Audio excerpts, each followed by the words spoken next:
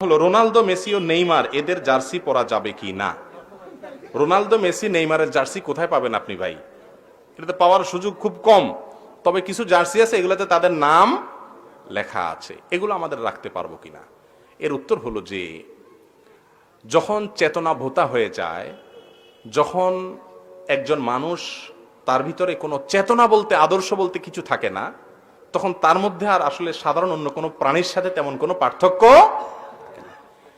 Neymar, Messi এবং Ronaldo football খেলায় মাতিয়ে রেখে কোটি কোটি টাকা তারা উপার্জন করে, তাদেরকে দিয়ে বহু এখানে ব্যবসা, জুয়া থেকে নিয়ে হেন কোনো অপকর্ম নাই, এসব ব্যবসা খেলাধুলার সাথে জড়িত নাই, সেগুলা করে।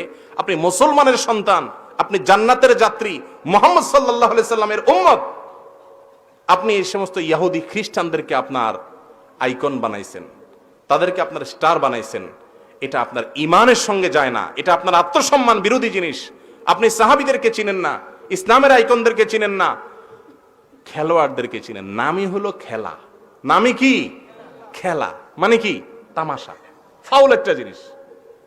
সেই খেলা, এটাকে নিয়ে আপনি সিরিয়াস হয়ে গেছেন যে ওই খেলোয়াড়ের নাম আপনার জার্সিতে রাখছেন। এগুলো আমাদের ইমানের সাথে যায় না, জায়েজ নাই। বিশেষ করে মসজিদে নামাজ পড়তে যে অনেক যুবক ভাই নামাজ পড়ে, সেটাকে আমরা অ্যাপ্রিসিয়েট করি, ভালো কথা, কিন্তু জার্সি পড়ে যাবেন না, এটা জায়েজ নাই। পেছন থেকে মুসল্লি দেখে দেখা আল্লাহ জিকির না করে মেসেজ জিকির করবে।